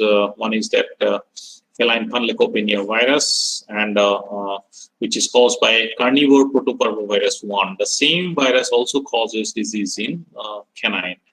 So the CPV1, earlier called as canine parvovirus 1, is associated with the classical feline panleukopenia, and canine parvovirus 2, which causes the canine parvovirus infections, which appear in 1970s only.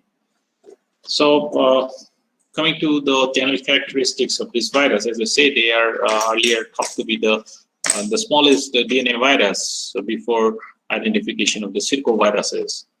So we can see that 25 nanometer size of the virus, and they are non-enveloped, nitrosidal symmetry, and having a very small genome size, so 5.2 kilobases. So it's an extremely small genome size, and with that, the virus can survive in nature. because of which we could see a very interesting phenomenon. This group of virus, they doesn't have the genetic information for DNA polymerase enzymes. You can note it down this point. It's quite important.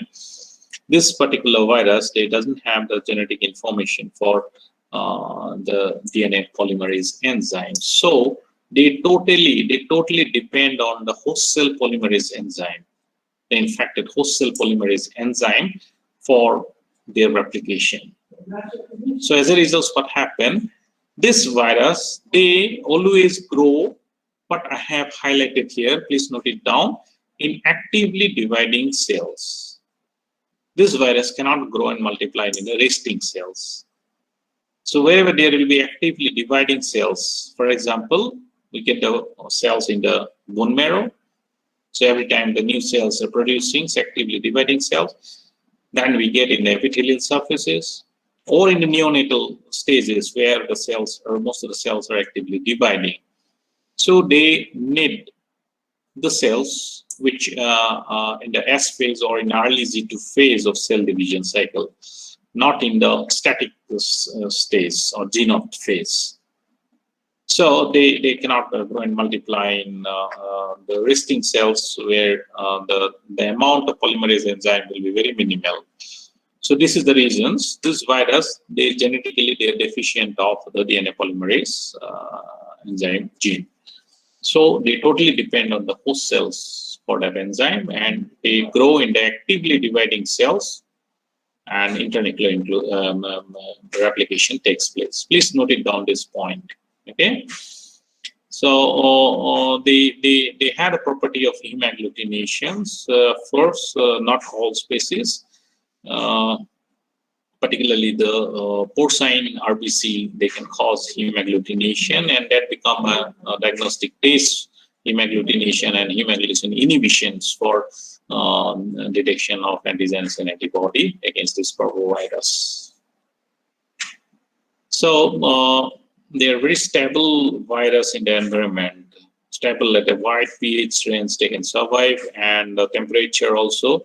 So this point, why it is important, like at the phase of disease outbreak when it's going on in an area, so obviously a lot of virus particles we can see nearby the infected animals. So hemorrhagic diarrhea, when it occurs, they excrete the viruses, and this virus, they contaminate the entire premises. And if we do not take care about the disinfection of those premises, more particularly in the clinics or in the hospitals where at the phase of outbreak, a lot of virus particles may get in the environment, and the other animals who brought it for regular vaccinations or some other health checkup may pick up the infections while bringing to the hospital itself. So that is an important point we need to consider while controlling these infections and controlling any outbreak. Okay. So this virus, they can be grown in the cell culture, particularly the mid-intermediate canine kidney and feline kidney cell culture. The virus can be propagated very easily, and it produces certain very typical cytopenic effects where we can see this intranuclear inclusions, and surrounding the inclusions you can see an clear area, what is called as the clear halo formations, and that is a characteristic features of parvovirus infection in the cell culture. Okay. So this is one diagram is showing that the actively dividing cells are targeted where by the parvovirus, and it is because of their do not have this particular enzymes, and they totally depend on the host cell enzyme for their replication. So they prefer the dividing cells, particularly the continuously dividing lymphoid tissues, the intestines, or in the blood cells, and causing profound leukopenia, and that's again the disease called panleukopenia. All the different leukocytes are affected, and their number decreases because of this particular infection. However, in the neonatal animals, particularly in the felines and the canines, it can cause cerebral atrophy. They can causes, they can grow and multiply in this actively dividing nerve cells, and those conditions can be seen. Now, coming to the infections, the first one is the feline panleukopenia. So the disease has been recognized from long time back, and this is another highly fatal disease of cat. So, can anybody highlight about another very fatal disease of cat that we have discussed earlier? Can you mention any other highly fatal disease in cat? Viral disease? Hello? Yeah, we have discussed in our earlier classes. Can you give a single example?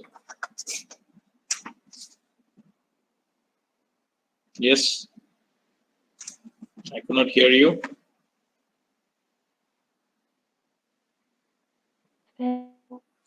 Yes, which one? Coronavirus.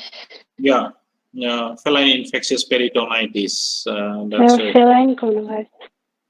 Yeah, coronavirus infection. That's in highly fatal conditions, and large-scale mortality occur.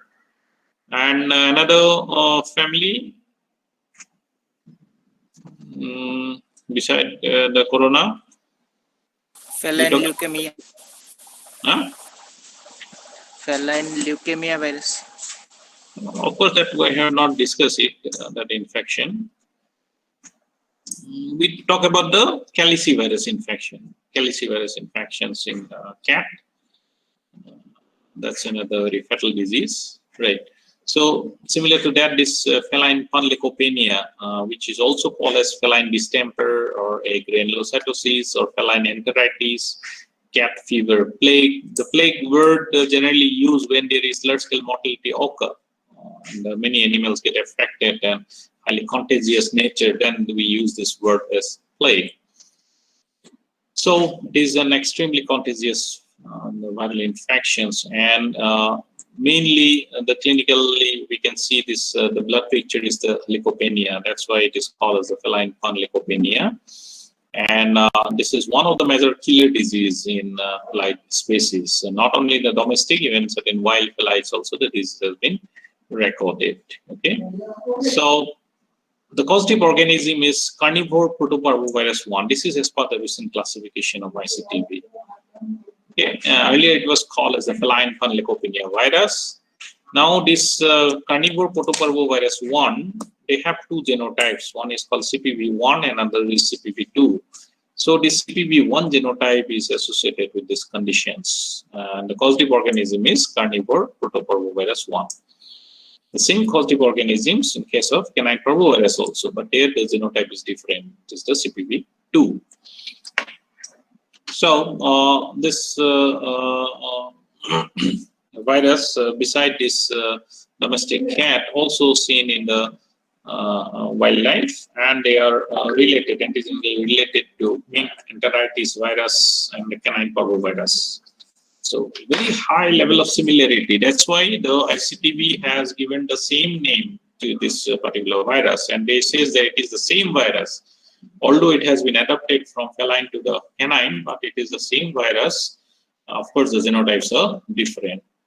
So if you try to compare the entire genomic sequence of CPV1 and 2, they are very close, very, very close to each other, as because they are having the same origin. Another very interesting feature is that the canine parvovirus, CPV2 virus, it is a highly mutating virus, and in the last few decades we could see a lot of new variants are coming up, and they are associated with the disease condition. So the pig RBCs, they can cause agglutination, and that agglutination is favored at low temperature. This is important. You can underline it. Not at 37. At the 4 degree, this agglutination is very prominent. Okay. So this virus can be propagated in the regular cell culture, where they produces this eosinophilic intranuclear influence. This is and they can cause disruptions in the death of the cells, which can be seen as a clear plaque formations in the plaque assay technique. Okay. Now, cats and other felids are the natural host of the disease. As I said, the wildlife like tiger, lions, panthers, and leopards this disease has been detected. Okay. If you can remember, these animals are also suffering from the canine distemper infections, and that is things that we discuss under the Paramyxoviridae family, and considered to be major viral infections causing decline of the lion populations. And even certain literature say the cheetahs were available in India in the Giri forest earlier, and totally has been extinct from Indian forest, the cheetahs. And some people, they say that it might be because of certain kinds of viral infection that has totally killed this animal population. Now, if you see the spread, as the virus is very, very stable, so direct contact is the main way how this virus can be transmitted. So at the time when the disease outbreaks is occurring, so very rapidly it spread in the populations through the oral route. The virus they entered, and then through the lymph nodes, the viremycets. And as I said, that they mainly grow and multiply in actively dividing cells. Again, underlining this is the most important point, particularly the bone marrow cells, where different categories of the cells are producing. They can cause atrophy, and that leads to profound leukopenia. This is a characteristic features. As such, the disease has been called as feline panleukopenia.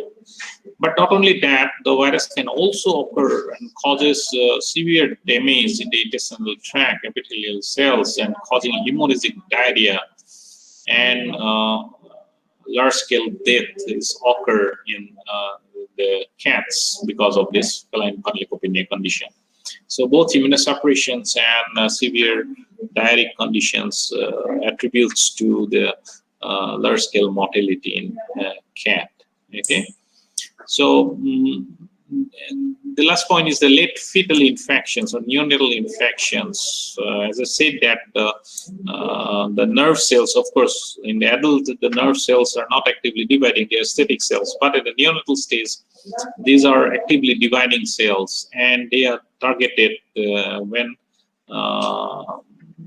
the initerative infection takes place, and that leads to a condition called as cerebral hypoplasia. I may have one slide. Yeah, this is a slide.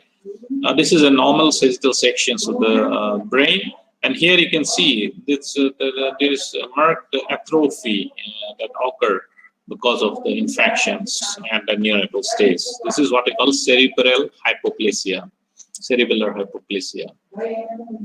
Now, if you see the mortality in kittens, it goes up to 90%. So obviously, it's an fatal viral infection in cat. And characteristically, you will see all these fever, vomiting, bloody diarrhea, profound leukopenia. So almost the whole body conditions will be deteriorate, and animals will die because of this condition.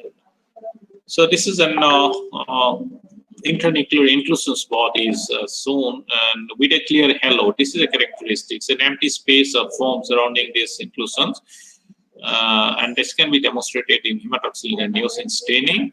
This is a characteristic inclusion body that form in this infection. So that is diagnostically again important. So the clinical signs and symptoms, we may get some idea about the hemorrhagic diarrheic condition, but however, as we know, there are many other viral infections where also similar kind of mortality and symptoms are produced. But the blood picture is very characteristic. So by certain laboratory test, by blood pictures and detection of the virus by the different diagnostic tests as well as isolation identifications plays an important role in the disease diagnosis. Nowadays, like PCR-based detection, sequencing, and sequence analysis can give us a very accurate idea about the virus causing the disease in cat. Okay, but fortunately, this disease can be prevented using some live attenuated strain vaccines, as well as inactivated vaccines are also available. But live attenuated vaccine strains can give very good protections in animals, and they can gives us reduces the disease incidence in the population. So inactivated are mainly preferred in the pregnant, and live is not even in the pregnant animal because of some abnormality may produce in the newly born pups. So then the proper disinfection of the premises is an important point of controlling the disease infection. As you know, it's very stable virus, so ordinary disinfections and normal regular disinfecting procedure will not serve the purpose until unless we especially take care about cleaning and disinfection of premises, more particularly where the dogs are aggregated, particularly in the clinics or in the hospitals or in certain common vaccination centers. So we have to be very, very careful and we have to keep in our mind about this disease, particularly when the outbreaks occur. So the same disease in canine, what we call as the canine parvovirus, this is basically severe kind of gastroenteritis, hemorrhagic diarrhea produced, as well as the myocarditis conditions seen in the dog. And that leads to heavy mortality, particularly in the young age or in the pups. We could see the heavy mortality, even in the adult, because of severe dehydrations and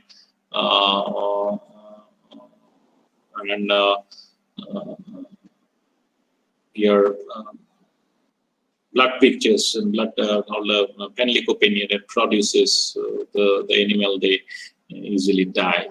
You can see this mortality range from 20 to 100%, and it's highly prevalent, particularly in Mizoram, I should say. In all places, the same scenario. Every year, we could see a huge number of cases. If you ask your seniors, brothers who are doing intensives or they are doing any duty in the TVCC complex, then straightway they will say the parvo is the most common viral infection that we encountered here.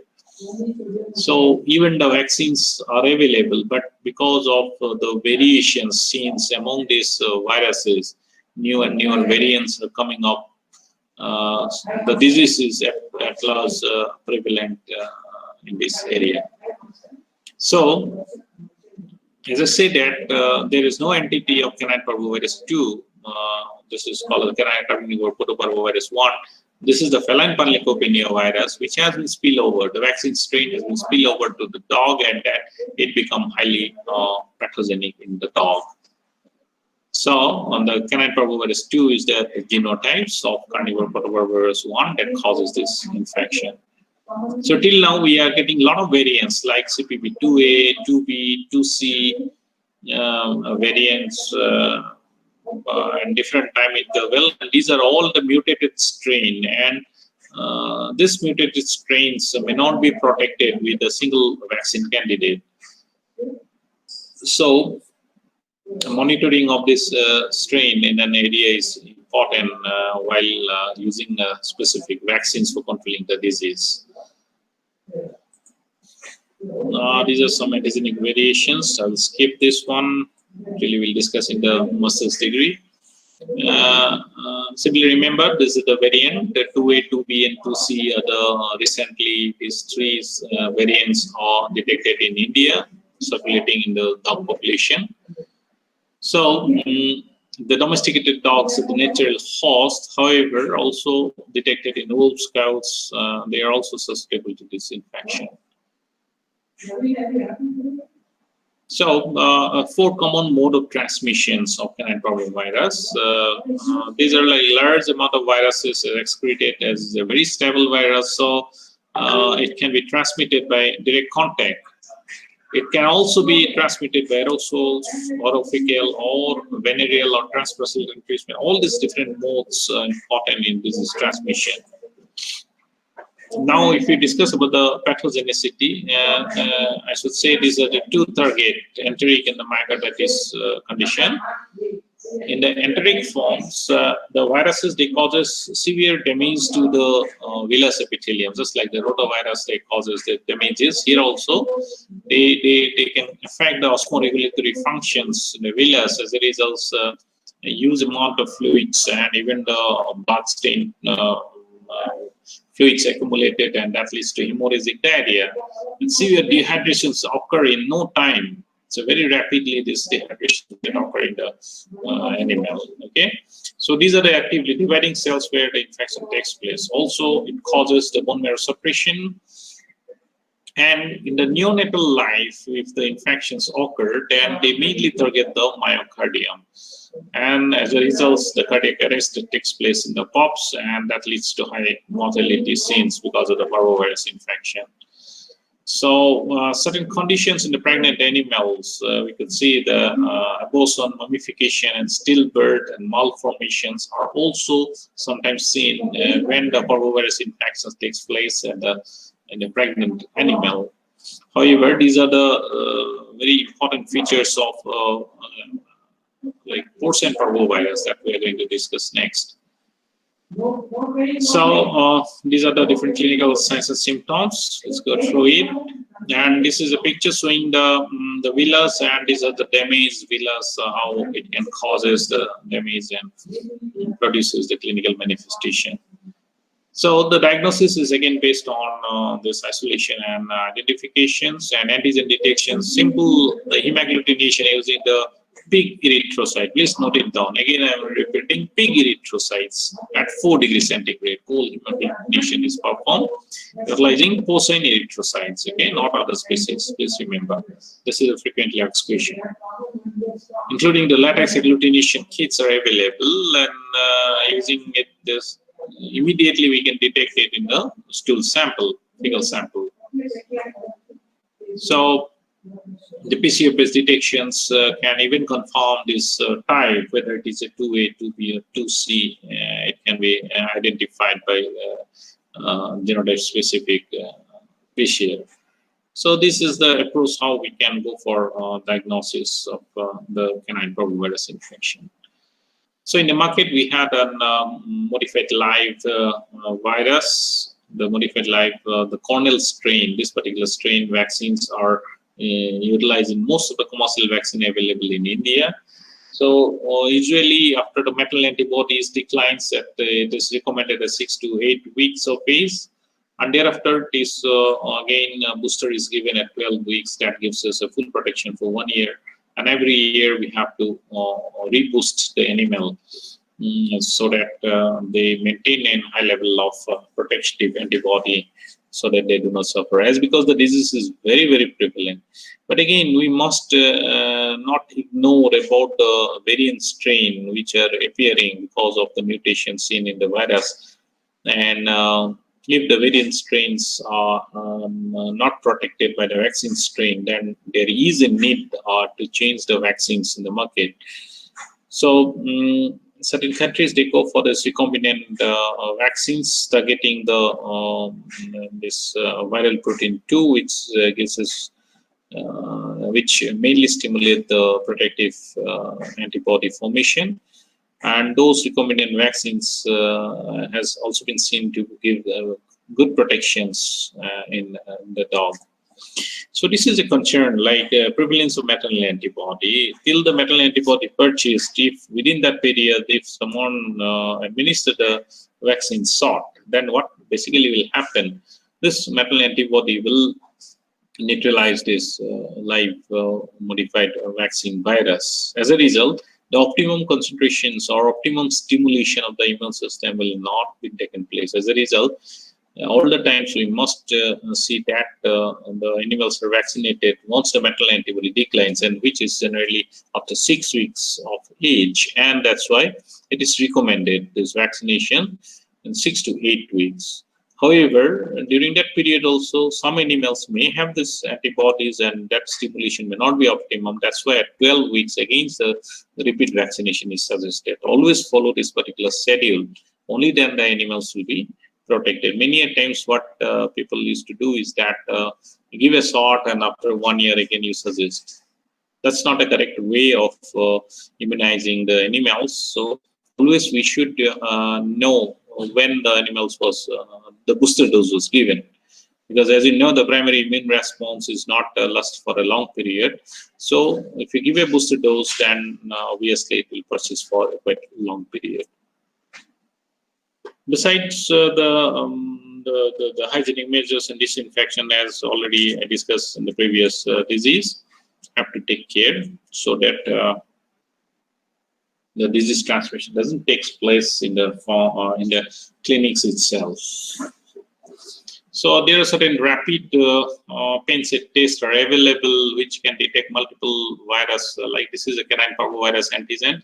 By giving us in the fecal extract, we can detect the presence of the virus. And disease diagnosis are basically targeted for antigen detection, because the disease is very much prevalent in the community. So antibody detection doesn't give much results in diagnosis of the disease. Then coming to the third one, of course, this is not included and shown in your reflected on your syllabi, but this is another condition you must know. Very shortly, we'll discuss it. This is again a porcine parvovirus infection. Shortly, it is called as the SMEDI syndrome. Please note it down. SMEDI, it is the initials of stillbirth, mummification, embryonic death, and infertility. These are the clinical manifestations that we see in the porcine parvovirus infection. SMEDI, please note it down. Stillbirth, mummification, embryonic death, and infertility. The initials has been taken and given the name as SMEDI syndrome. This is caused by the porcine parvovirus, and recently it has been renamed as ungulate protoparvovirus 1. This is the most recent. In 2018, they have given this name, ungulate protoparvovirus 1, under the protoparvovirus genus. They causes this particular condition, porcine parvovirus infection. So basically, it's not a life-threatening disease in the pig. So all these different mode of transmission, the relative transmission are important. However, the disease manifestation is different in the animal groups. Like the pregnant animal, if they get affected the first half of gestation, then that may lead to fetal reabsorptions, or if mummifications they may produce. And those symptoms of weak piglets born, and then subsequent infertility, these are the signs that we could see in this porcine parvovirus infection. So one of the signs is that the pregnant animals, after AI, the animal will become pregnant, and again they will come into heat after 3 to 4 weeks. That indicates as a fetal reabsorption takes place, the animals again come to heat. So these are some of the pictures where you can see this kind of different days. These are the mummified fetuses produced in this parvovirus infection. So diagnostic approach is similar to that of the canine parvovirus, and we can adopt this technique for confirmatory detection. So inactivated vaccine virus are used in certain countries but not available in our country. As such, the disease scenario is not clear in India, how much it is prevalent and what is the incidence rate. That's not available in our country. However, we could see a lot of cases of these things, and there are certain claims that somebody has detected this presence of this virus. However, the scientific reports, it's very less about the prevalence of this disease in our country.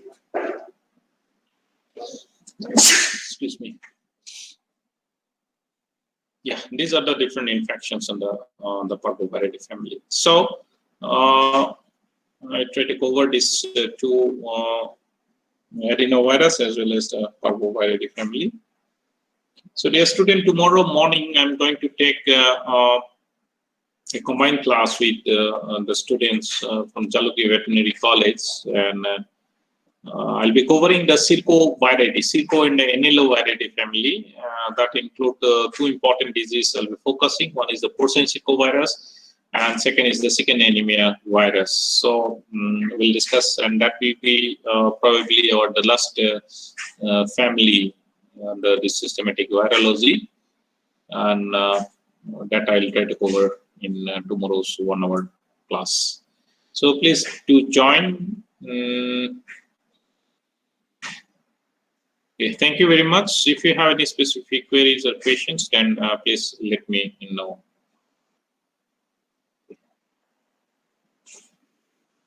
Thank you very much. I'm closing the link for today. Anyone, do you have any questions? Then Yes, sir. can we discuss?